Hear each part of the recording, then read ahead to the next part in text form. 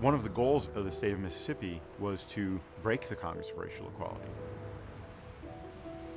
In this ongoing chess game, the state of Mississippi felt like they had one more move that would ultimately crush the Freedom Riders, and that was to make each of them come back and deal with their legal cases individually. And if they didn't come back, they'd sacrifice their $500 bail, and the Congress of Racial Equality would be responsible for that.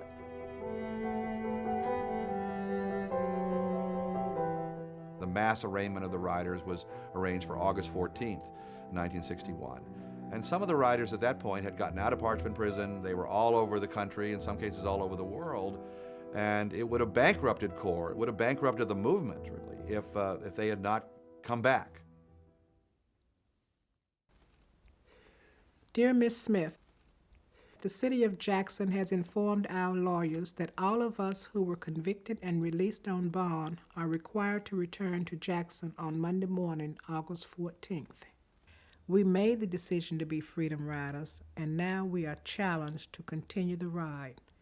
Jim Crow will not die easily. Sincerely yours, James Farmer, National Director. I'm taking a trip on the Greyhound bus line. I'm riding the front seat to Montgomery this time. Mississippi officials consistently misjudged the movement. They basically thought that Parchman was going to frighten off the Freedom Riders, and then they thought the idea of coming back for trial would also frighten off the Freedom Riders because they wouldn't want to come back to the state after going through Parchman. I walked in Montgomery, I sat in Tennessee.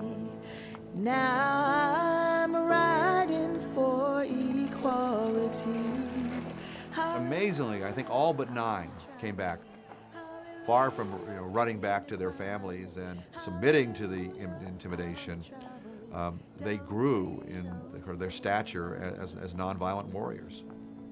The rallies that they had in Jackson on August 14th it was like a carnival of nonviolence. I mean, there are pictures of them smiling.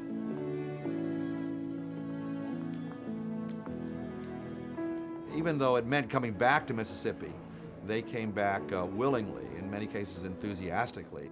And it was an incredible victory for CORE, not just in a legal sense. It gave you a sense of this movement culture that had emerged at Parchman. There was that underlying togetherness, and it stood all the tests that we were put through. We sang and we talked and we prayed, and at the bottom line, we were together, regardless of who we were or where we came from. And we had a common cause, and that was to make things equal for all people. Hallelujah, I'm a traveling. Hallelujah, ain't it fine? Hallelujah, I'm a traveling down freedom's main line.